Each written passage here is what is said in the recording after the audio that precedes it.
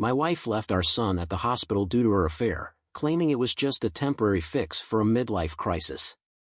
Lisa and I had recently marked our 20th anniversary with our daughters, Jasmine, 16, Casey, 13, and our 15-year-old son, Jake.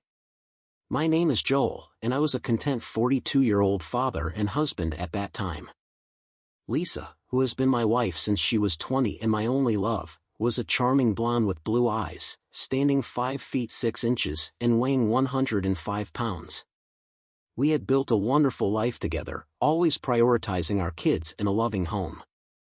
Our family came together through both joyous moments and challenges: birthdays, school events, Jake's football injuries, the girls' soccer mishaps, and Lisa's battle with cancer 7 years prior. Her recovery only made us stronger. Balancing the demands of raising 3 kids and managing finances meant we had to forego personal luxuries like gym visits. Over 2 decades, it's easy to gain a bit of weight, but we focused on our children's futures rather than our appearance. I worked in production management, while Lisa was in purchasing. Our life was routine, but we kept our relationship and intimacy intact, maintaining a happy and fulfilling connection. For years before Maria and Roger, a young childless couple in their early 20s, moved into our neighborhood, they were known for their lively weekend parties. Maria, a gym instructor with a fantastic physique, and Roger, her fit 30-year-old husband, became our new neighbors. When Lisa turned 38, she was slightly overweight, but it didn't bother me as I had also gained some weight over the years. Maria encouraged Lisa to join her at the gym, promising she could lose the extra pounds. 2 years later, as Lisa approached 40, she had slimmed down considerably, regaining her youthful appearance. I frequently praised her new look, which brought out a more confident side of Lisa. Our intimate life improved with her renewed energy. She embraced her revitalized self, and I made every effort to keep her happy. Her new look led to a wardrobe update inspired by Maria. Lisa began wearing more stylish and revealing outfits that showcased her figure. Initially, I felt uneasy about her dressing so fashionably for work, feeling a bit out of place in my usual attire. At Lisa's 40th birthday party, which I had organized with a band and catering at a local hotel, she looked stunning in a chic dress and heels. I noticed other men admiring her, and she seemed to enjoy the attention, radiating newfound confidence. She publicly thanked Maria for helping her reclaim her youth and improve our marriage. I was proud of her appearance and appreciated her new energy, but I felt uncomfortable seeing her flirt and dance with younger men from her office. Lisa had never danced with other men or flirted openly during our marriage, but at her party, she seemed to relish the attention. This unsettled me, but I decided to let her enjoy the celebration and address my feelings later. That night, after discussing it, she apologized, assuring me she didn't want me to feel jealous or uncomfortable and promised it wouldn't happen again. She said she had gotten caught up in the excitement and drinks. That night, she made amends in bed and even gave me an exceptional BJ, a rare treat. Lisa was full of energy in bed, taking the time to make sure I was fully satisfied, showing her gratitude for the party in her own special way. Things returned to normal, except Lisa started coming home late a few nights a week because of her gym sessions. I made sure to be there for the kids and had dinner ready on the evenings when she came home late. Jake, our son, had a club after school on Thursdays that required a ride home. Lisa agreed to do the Thursday pickups since his school was quite a distance away and involved crossing busy streets. Jake often complained about being picked up and insisted on walking home because, at 15 years old, he didn't want his parents to pick him up. I explained that some of the roads he had to cross were too dangerous and that, to be in the school club, he had to ride home with us, no exceptions. He reluctantly agreed, and I picked him up every day except for Thursdays due to my staff meetings. On Thursdays, it became Mom's routine to pick him up. However, one week Lisa was busy at work and forgot to pick him up. After waiting for 40 minutes, Jake decided to walk home. This incident was one of the few times anyone in the family saw me upset. Lisa felt apologetic and upset with herself after witnessing my loss of temper. I made it clear how I felt about the situation. She swore it would never happen again, and after I cooled off, I accepted it as a mistake. No harm was done, and everything returned to normal at home. She made it up to me in bed that night, and life went on as usual. Financially, things were going well, work was good, and the family appeared to be happy, except for me. Approximately 2 months later, I noticed our sex life had declined from 4 to 5 nights per week to once or twice, and the quality of our intimacy had diminished. Lisa became increasingly self-indulgent, preoccupied with her appearance, frequently getting facials and maintaining her hair and nails weekly. It seemed that as she hit 40, she was determined to reverse the aging process. Our closet filled with new clothes and shoes, and when I voiced concerns about her spending, she reacted angrily, explaining that her efforts were for me, her husband, who benefited from her youthful appearance. I wanted to tell her that despite her efforts, I was unsatisfied, and our intimate life had become unsatisfactory. I missed the old Lisa but assured her that I loved her just as much as the new version. She continued her late nights, spent time at the gym, and even went out with Maria, our neighbor and gym instructor. That's when I decided to plan a weekend getaway to reconnect and restore our relationship. I loved LSA but needed to assert myself and bring things back to normal. The following week, I made dinner reservations for Friday night to share my plans for our weekend escape during a romantic meal. On Tuesday night, I informed her of the reservations and arranged for her parents to look after the kids. The next morning, I watched her getting ready for work in another new dress, which seemed overly dressy for her job, along with extravagant accessories. When I inquired about her outfit, she mentioned that senior executives were visiting and she wanted to make a lasting impression. Rather than start an argument, I held my peace, but it left me wondering if I would ever see the old Lisa again. I loved her, but I struggled with this new version of her. Perhaps my insecurity played a role because I hadn't shed my extra weight, and when we were together, we no longer resembled a couple. I now had a trophy wife without the love and intimacy we once shared, and I was hopeful and praying that our getaway weekend would help us rekindle our connection. Regrettably, the events of that week put our plans for a getaway or a date night on hold. It was Thursday afternoon around 4 p.m. when I received a call from the hospital. I was in the middle of delivering a presentation at our staff meeting when the call came in, informing me that Jake was in the emergency room and required immediate surgery. They emphasized the urgency, and I needed to get to the hospital right away. I rushed to my car and sped like crazy to reach the hospital, which was roughly 15 minutes away. I attempted to call Lisa multiple times, but she didn't pick up. I also reached out to her parents, asking them to pick up our daughters and join us at the hospital to be with their brother. Meanwhile, I left several voicemails and texts on Lisa's phone, growing increasingly concerned about her whereabouts. Normally, she always answered her phone, but for some reason, she was unresponsive that day. At the hospital, I met with the doctors, handled some paperwork, gave my insurance details, and had a short visit with my son, who was injured with a broken leg, cuts, and bruises. It was a distressing sight, and tears welled up in my eyes as they wheeled him into the operating room. I felt alone and overwhelmed with worry about Lisa. Once again, they directed me to the surgery waiting room, where I reunited with my daughters and Lisa's parents, Edward and Mary. They looked to me for answers, and I shared what little information I had, including the fact that Lisa was missing. We concluded that Lisa hadn't picked up Jake from school and he had decided to walk home on his own. I expressed my deep concern about Lisa's absence, her unanswered calls, and her failure to pick up Jake. We stood in a circle in the private waiting room, trying to piece together the situation. "Let me call her office again and see if they know anything," I suggested as I dialed her office number. I explained our son's accident and hospitalization and expressed my urgency in finding her. I asked the person on the other end about Lisa's whereabouts, and I was informed that she hadn't been seen since her lunch break. I shared the situation with our son and asked if she knew who Lisa had lunch with.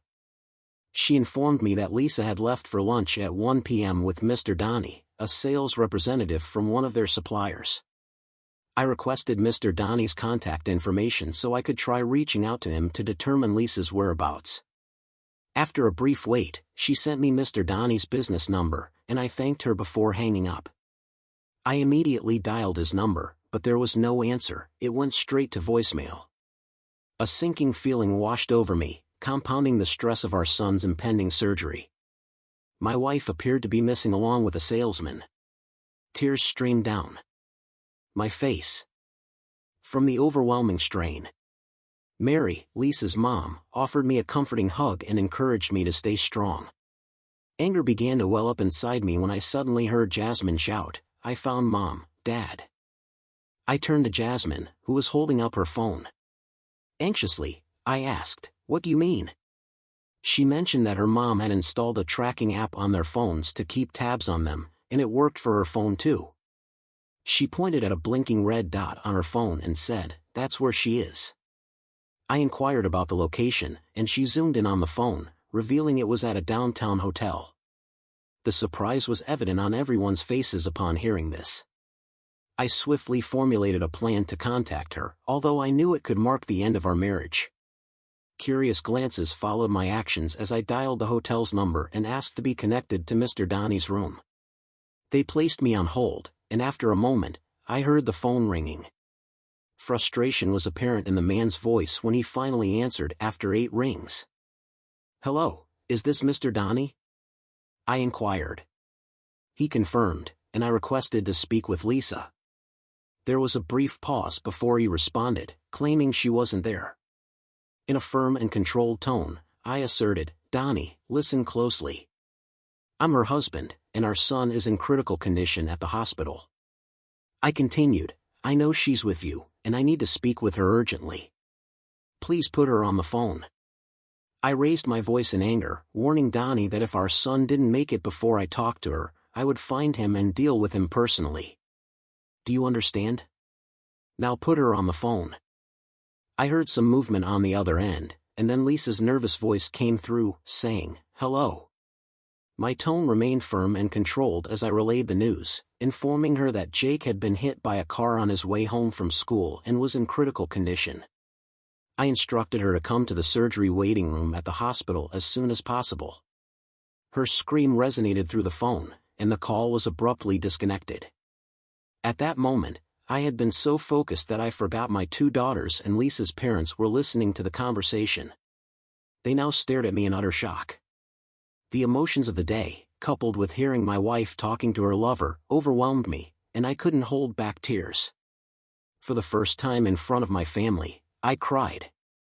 The pain from Jake's accident and the loss of my wife was too much to bear, and I found myself on my knees sobbing.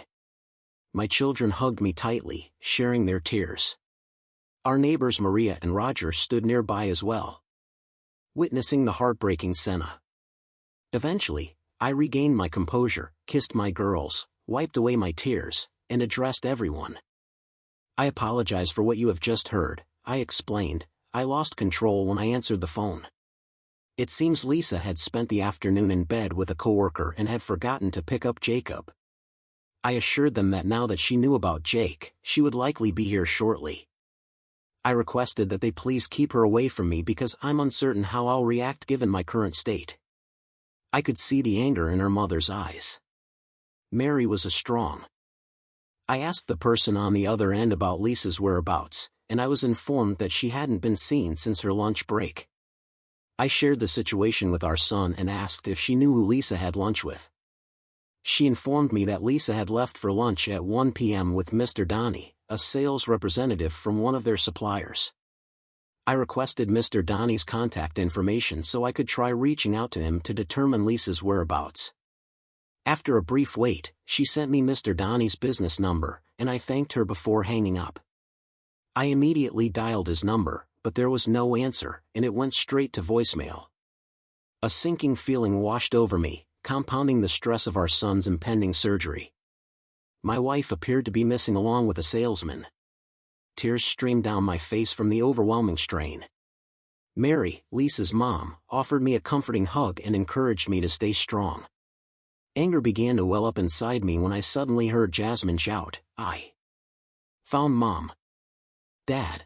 I turned to Jasmine, who was holding up her phone, anxiously asking, "What do you mean?" She mentioned that her mom had installed a tracking app on their phones to keep tabs on them, and it worked for her phone too.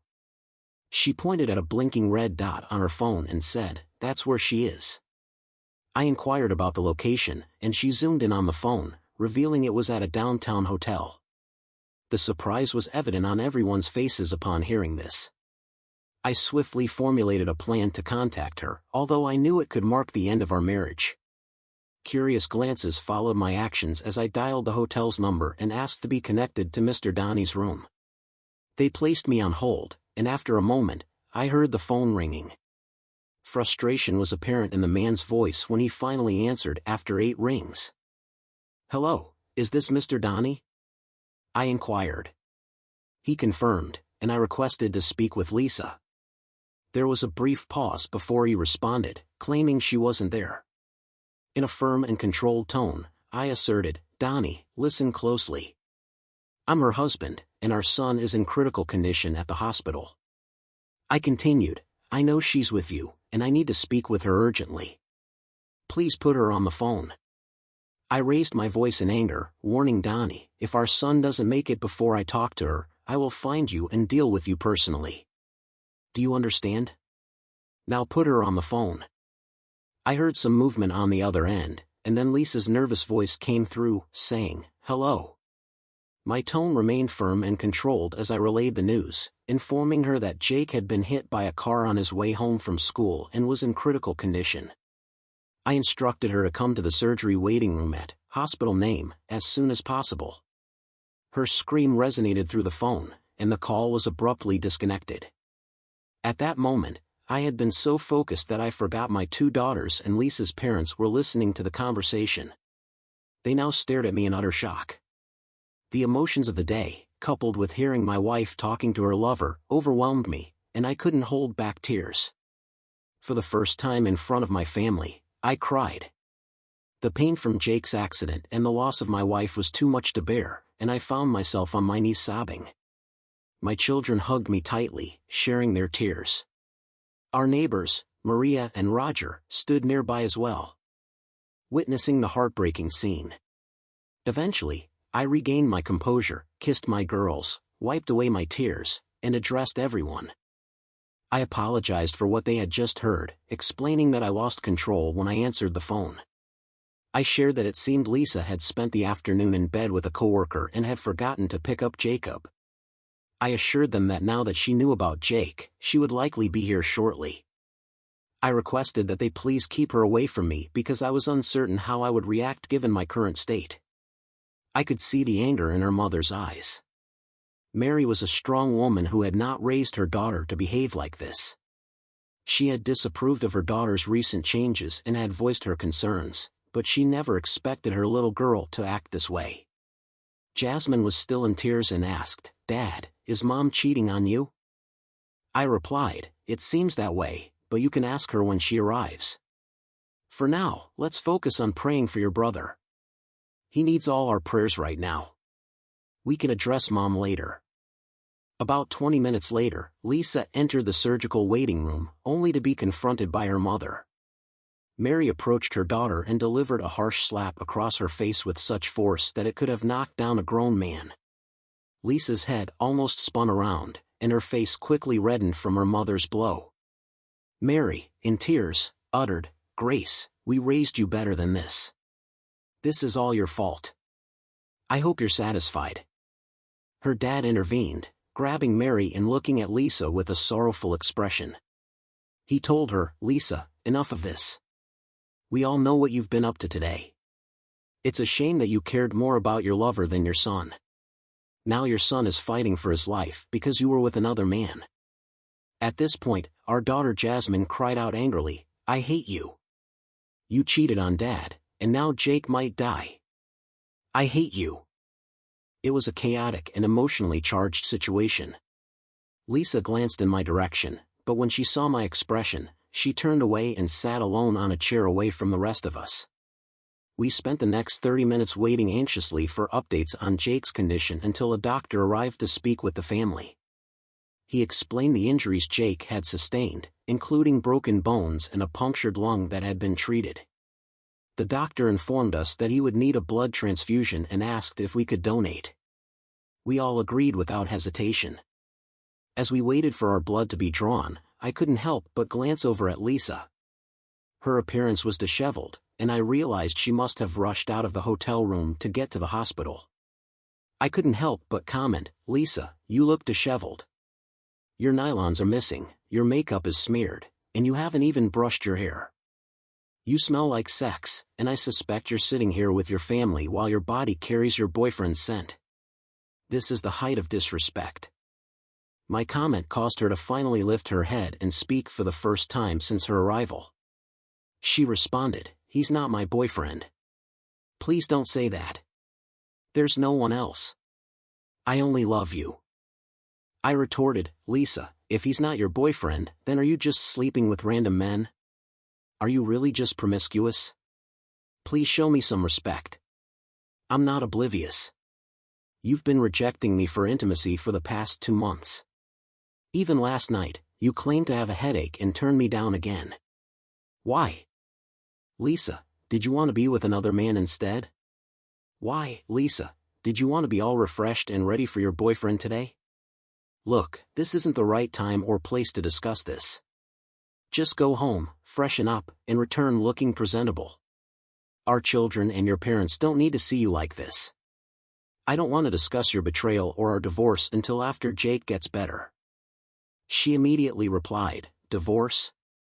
No, Joel, you can't divorce me. I love you, please don't say that." I told her, "Lisa, we'll talk about our future, but not now. I can't expend my energy on you at this moment. My focus is on Jake, not on what you've done to our family. Just go home and get yourself cleaned up.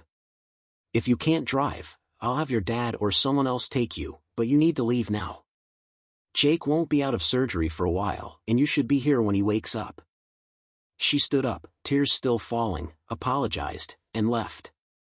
About 2 hours later, Lisa returned with no makeup, her hair in a ponytail, and dressed in jeans and a sweater. She had stopped crying but still looked worn out from the emotional turmoil. She sat with her parents and our girls, staying by my side. I spoke to my daughters, emphasizing the importance of not harboring resentment towards their mother and the need for us to focus on Jake. I explained that we could have conversations about this situation later, but for now, we needed to come together as a family. For the next 2 days, we took turns keeping vigil for Jake, who remained in a medically induced coma. Finally, on the 3rd day, we received positive news from the doctors that Jake was going to be okay. He would need to stay in the hospital for a while, but he should be able to go home in about a week. We all cried tears of relief and embraced each other upon hearing the good news. Lisa tried to approach me, but I kept my distance and gently pushed her away as I comforted my daughters. Her world had shattered, and she didn't know how to reintegrate into the family or salvage her marriage. Since our family members were taking turns staying at the hospital, there were no sleeping arrangements for Lisa and me. However, on the 3rd day, I decided to communicate my intentions regarding our living situation once Jake returned home. I informed Lisa that now that Jake was on the path to recovery, I would be sleeping at home again. I made it clear that I didn't want her in my bed, and given her involvement with others, I believed it was only fair for her to move her belongings into the guest room. She cried and professed her love for me, asking me not to kick her out. I told her that, for the time being, until Jake fully recovers, there is no us. She remains the mother of our children, and we will need her help with Jake's recovery. However, as far as I'm concerned, she and I are no longer a couple. While we may still be legally married for now, I no longer see her as my wife. She cried again, but she understood and relocated to the guest room. I also discussed this change with our daughters, and they comprehended the situation. We all agreed not to let Jake know what was happening until he was well into his recovery. I transformed our living room into Jake's recovery space. I rented a hospital bed and wheelchair, hired a daytime nurse, and prepared for his return home. With Jake unable to move freely in the living room, he wouldn't be aware of our sleeping arrangements. As long as our secret was kept, his recovery remained our top priority. Regarding the vehicle that struck Jake, it turned out to be driven by someone from a paint company. During the investigation, the police discovered that the driver had been vaping, texting on his phone, and was under the influence at the time of the incident. Our lawsuit gained considerable attention as our attorneys recognized that we had a strong case and sought substantial compensation. After the jury listened to the entire story, the company realized they were in trouble and offered us a substantial settlement instead of risking an even higher punitive damages payout from the jury. While this did little to ease our anger and grief, it did provide us with a means to afford the best medical treatments and physical therapy for Jake. It also secured his future, covered the kids' college expenses, and allowed me to take a hiatus from my job to be there for Jake. During the 18 months it would take for his full recovery, my wife and our daughters all played a role in Jake's rehabilitation. When Jake was released from the hospital, we brought him home to a new room complete with a hospital bed, a TV, a remote, and his video games to make him as comfortable as possible. We had several day nurses assisting us during this period, which turned out to be a blessing. Maria and Roger came over daily to help, and together with our daughters, we adapted to the new normal. Roger and I spent a lot of time discussing my plans, while her parents suggested counseling to try to keep our family together. I expressed that I wasn't ready and wanted to continue focusing on helping Jake through this challenging time. Lisa and I only communicated when we were together with Jake. Jake, being the sensitive one in the family, sensed that something was wrong. After hearing the girls talk about their mom's mistake, one day when we were alone, he asked me what was happening and if I could forgive her. He reminded me that Mom loves me and that he could see she was hurting. I wiped away a tear and told him that their parents' issues were not his concern and that he should concentrate on getting better. That moment made me realize I needed to confront the situation and make some decisions. I informed Lisa that we were going out to dinner on Friday night to have a conversation. Maria and Roger took care of the kids that evening. We went to our favorite Italian restaurant, and after a few drinks, I decided it was time to talk. I asked the waiter to give us some time before we ordered. It was the first time since the accident that I had spoken directly to Lisa. Until that night, I had only responded to questions or participated in conversations. For the first time since the accident, I spoke directly to Lisa about our future together. I said, "Lisa, I understand it's been tough for you, and it's not fair that you're in the guest room. Since the accident, I haven't had a chance to think about our future, but over the past few days, I've come up with a solution to alleviate the stress the family is experiencing due to our situation. I'll look for an apartment near the house, and you can move back into the master bedroom. Once Jake is on his feet, I'll begin the divorce process. I want to wait until he's better before he learns the full reason for our separation." A tear fell from her eye, and I felt like a boy who had just lost his best friend as I held back my own tears for the loss. All the years of love I had for this woman were tarnished by one selfish act, and now both of us were paying for her actions. She asked if there was any way I could forgive her and let her back into my life. I responded, "Lisa, I love you, and I probably always will. Aside from Jake's accident, losing you has been the hardest thing I've ever faced. I just don't see a way back. Your selfish choice to put your boyfriend before our family and betray my love is something I'm not sure I can ever get over. Our son, Jake, nearly lost his life because you chose to be with Donnie. Take a moment to consider my perspective on this." She asked me not to mention his name and admitted that she has despised herself since that day, recognizing that she messed up badly and doesn't deserve anything from me or our daughters. She wondered if there was anything she could do to make amends. I replied that I doubted it, given that, as far as I knew, she hadn't taken any steps to resolve the situation, which seemed to indicate her lack of genuine concern. I added that once our divorce was finalized, she could pursue her relationship with her boyfriend or anyone else. With her new appearance and charm, she could likely attract any man she desired. She acknowledged this but emphasized that since the accident, she had been trying to support Jake and had attempted not to dwell on what she had done to me. She implored me to consider giving her another chance. I responded, "Do as you wish, Lisa. I'm not making any promises. I'll wait a few weeks before I begin searching for an apartment. However, I must admit that when I reflect on the months leading up to the accident, the way you treated me, the lack of intimacy, and your self-centeredness, I can't help but believe that you genuinely don't care. I was by your side during illness and idolized you, yet you discarded all that love as if it were trash.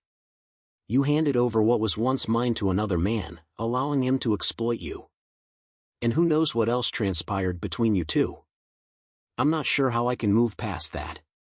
Lisa, tell me, how long were you involved with Donnie before that day?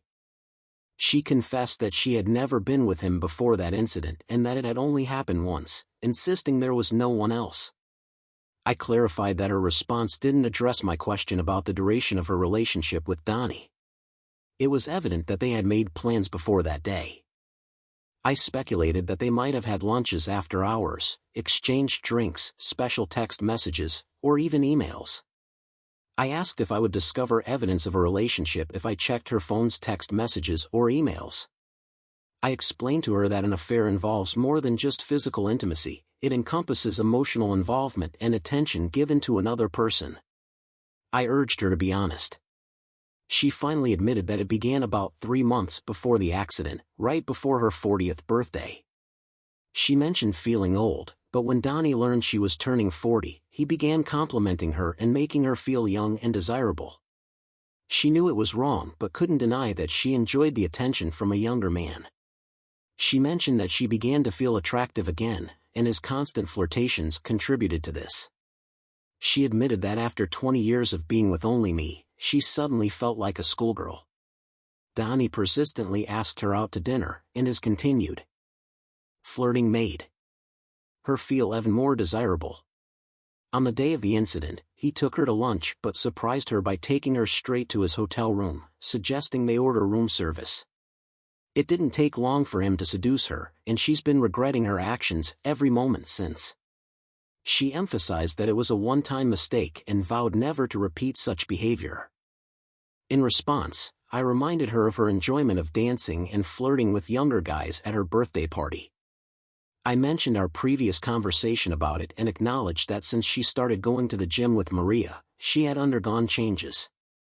I expressed my dissatisfaction with the new version of Lisa and what she had become. I understood her desire to feel youthful, have excitement in her life, or seek more than I could offer, but I wished she had communicated her feelings with me instead of seeking something outside our marriage. I didn't want to live with a partner who made me feel like I had to compete with younger men or that she was engaging in secretive activities. My confidence in myself, our marriage, the trust one had in her, and our life together had all been eroded. I conveyed my uncertainty about whether anything could be done to mend our relationship. After our conversation, we ate in silence, both processing the discussion, and returned home. Roger seemed hopeful. But I shook my head and thanked him for looking after the kids. When we entered the house, Maria noticed Lisa's tears and realized that nothing had changed. At least we had made an effort. A month later, Lisa surprised me by making dinner reservations and taking charge of the conversation. She acknowledged that I had been right about everything, admitting that for the past 2 years, she had moved on without me and had only focused on herself while trying to improve her physical shape. She acknowledged that what she had done was unforgivable and couldn't be undone or changed. She informed me that she had been seeing a therapist to help her deal with the guilt from her actions. She described how every night she had cried for hours, reflecting on how close she had come to losing our son and damaging the man she loved. Her therapist had been instrumental in helping her understand the pain her selfish actions had caused and how she had hurt me in the worst way possible. She also mentioned that the therapist had provided some insights into her poor choices. She explained that her actions had been a cry for attention or possibly a midlife crisis, but I disagreed with her and took complete responsibility for my own mistakes. I acknowledged that I had messed up, made poor choices, and had convinced myself that I deserved to enjoy my newfound youth after putting in so much effort to look good. Initially, my intention was just to get in shape, but as I shed the extra weight, I started receiving a lot of attention from men. This newfound attention made me feel youthful, attractive, and desirable, which was particularly impactful as I approached my 40th birthday. As she spoke, it was evident that she was struggling to hold herself together, and I sat in silence, allowing her to continue. She admitted that what was truly baffling was that she had loved our life, our children, and our marriage. She had never contemplated hurting me or being unfaithful, yet that's precisely what had happened. It began innocently with flirting, some of which you witnessed at my birthday party, though I had dismissed your concerns. Then came the lunches and more flirting until I ultimately allowed myself to make a terrible mistake during a meaningless afternoon of sex. I despise myself for what I did and now realize that it's not reflective of who I truly am. I want you to understand how deeply sorry I am for the pain I've caused you and the damage I've inflicted upon our son. I carry an immense burden of guilt and suffering each day. My actions were entirely selfish, driven by my own desires, and I wasn't considering the consequences for our love and marriage. What I'm sharing with you isn't an excuse, and I don't expect your forgiveness because I violated our vows and betrayed your trust and affection. I'll accept it if you decide you want the worst for me in light of what I've done, though it will sadden me. Ultimately, I want you to be happy and with someone you can trust. In the meantime, I'm committed to making an effort to win you back. Joel, during our last dinner, you pointed out that I hadn't taken any steps to salvage our marriage, and I confessed that I had been so preoccupied with our son's well-being that I didn't know how to save us. Since that moment, I've spent the past month working to demonstrate what I've done to try and bring you back. She maintained her composure and spoke with a serious tone, outlining her plan. First and foremost, she revealed that she had submitted her resignation and intended to become a stay-at-home mom. She planned to care for Jake full-time, eliminating the need for day nurses. She had also informed her boss, Mr. Khan, about her affair with the supplier, given the supplier's standing in the community and church, while she was with her boss, had called the supplier and conveyed that they would sever their business relationship unless they immediately terminated Donnie. It turns out that our company is their largest customer, and a significant portion of their revenue depends on our business. Before we went out tonight, I discovered that we weren't the first ones to complain and that Donnie had indeed been fired. Following that, I visited Donnie's wife, Patricia, and extended my apologies for our actions. When I recounted the entire story and my efforts to mend things with you, the only man I've ever loved, I broke down in tears. Patricia responded with more kindness than I would have expected, possibly understanding the guilt and remorse I was experiencing. She tried to console me and mentioned that it wasn't entirely my fault, as Donnie had a reputation as a womanizer with a knack for seducing women. However, she also admonished me not to disrespect the man I love ever again. She wished me luck in reconciling with you and mentioned that while this wasn't the first time something like this had happened, it would certainly be the last. I got the sense that she might be seeking legal advice. After leaving Patricia, I called Maria and informed her that I was discontinuing my gym membership. I also planned to continue with therapy. I'd come to the realization that I'm a mature woman with a family that relies on me, and given the opportunity, I'm determined to be the best mom and wife I can be. Additionally, I decided to give away all of my new clothes, retaining only a few items more suitable for someone of my age. Continuing her narrative, she mentioned that she had been researching articles about affairs over the past few weeks. She had even read stories where wives subjected themselves to polygraph tests to answer all the questions their husbands had. She found that there were approximately 20 common questions that needed answers. Consequently, she made an appointment last week and visited an office downtown that specialized in lie detector exams. She had them ask her all the questions she had prepared. They considered her questions unorthodox and not typical but agreed to incorporate them randomly with their regular questions.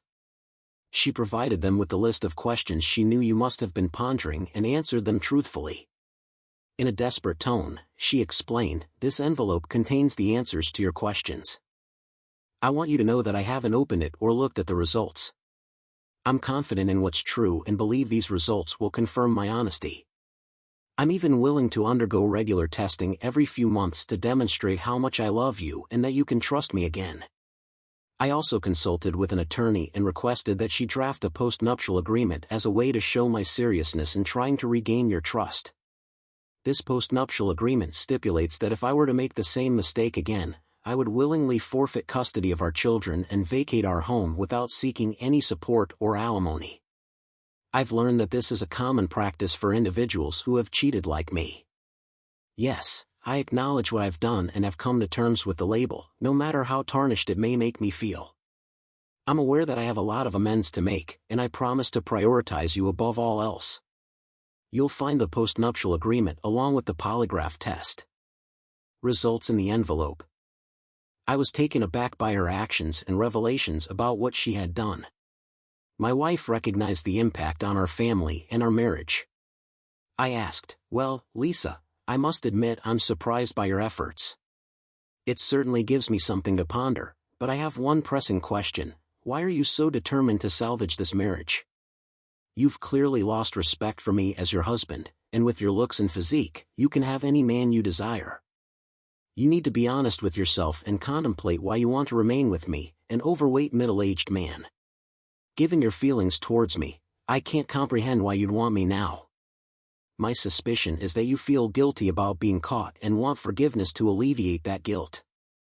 "No, that's not it," she responded. "I want us to get back together because I love you. You were there for me when I was ill, took care of me, nursed me back to health, and never once complained. All those years, your love has always been unwavering. I took it all for granted and now realize how precious that love truly is. There's no one else I desire, and I can't even envision being with someone else. It has always been you, and I squandered it. Honestly, you've always fulfilled my needs sexually and made me happy. I just took everything for granted and stopped thinking about anyone else but myself, and that will never happen again." As she sat sobbing uncontrollably in the restaurant, her cries growing more intense, we began to attract the attention of other patrons. I went over to her, put my arms around her, and held her close as she wept into my shoulder. My heart ached from witnessing her pain, and I wasn't certain how much more of this emotional roller coaster I could endure. After she calmed down, she handed me an envelope and told me to read the contents later when I was alone in bed. It certainly piqued my curiosity, and I wondered what revelations awaited me. Upon arriving home and just before we pulled into the driveway, she gazed at me with the saddest eyes I had ever seen and said, "Please don't leave us, Joel. Don't move out of our home. I'm willing to stay in the guest room if you don't want me in your bed. I understand why you wouldn't want me there, because if I were in your shoes, I'd feel the same way. I comprehend, and I'll be there for as long as you want. I just want to be with you and reunite our family. Please don't abandon us. I understand you may never forgive me, but I'm asking for a chance to win back your love once more." Once in my room, I took a shower, brushed my teeth, got into bed, and stared at the manila envelope, pondering what revelations it held. Would it make any difference? Even after everything that had unfolded, I still wanted her back. Would I dare to open the file? Those questions swirled in my mind. Opening the envelope, I was taken aback by the level of detail contained in the polygraph test report. I examined all the questions, responses, data, and the summary. Evidently, she had put in considerable effort, as all the questions that had plagued my thoughts were now addressed and in my hands. Uncertain if I was truly prepared, I was about to uncover the truth. The questions appeared to be scrambled and presented out of sequence, perhaps intentionally designed to prevent her from anticipating the next inquiry. It was apparent from the questions that Lisa herself had crafted them, as they didn't adhere to the typical format of a polygraph test. Reading her answers, I slept soundly that night, still uncertain about my future but somewhat relieved by the answers to those pressing questions. The following morning, I approached Lisa's room and requested her presence at a family meeting. Lisa appeared worn out, bearing bags under her drowsy eyes, clearly tormented by stress and tears due to the family's coldness. Her life had become a living nightmare. Strangely, the only person who continued to speak to her and had forgiven her was Jake, our son, who was enduring the most hardship. He was the first to extend forgiveness to his mother. This marked our initial family meeting since the incident, and Lisa seemed apprehensive as she sat alone on the couch. I walked over, took a seat beside her, and held her hand, fully aware that this would be a challenging conversation. "I'll speak on behalf of all of us, Lisa. What you've done has inflicted harm upon this family and left me with one of the most agonizing decisions of my life. You might not approve of my choice, but it's the only way I can preserve my self-respect as a man. The kids have expressed their wishes, desiring to keep our family intact. Until last night, I couldn't envision a scenario in which I wouldn't leave you and find a new apartment. Yet, after reading the polygraph report and witnessing your efforts to salvage our marriage over the past month, you've surprised me. It sounds like you've navigated a very painful and complex situation with a lot of thoughtfulness. Your decision to move forward with the divorce, despite still having feelings for Lisa, demonstrates a deep understanding of your own values and boundaries. It's commendable that you managed to handle the process smoothly and are now focused on the future. It's also touching to hear that you've been able to maintain positive contact with Lisa and that your children are doing well. Moving on from such significant events is never easy, but your approach seems to be grounded in a sense of clarity and self-respect. Your story highlights the importance of addressing betrayal and honoring one's principles while also being open to new beginnings. Thanks for sharing it.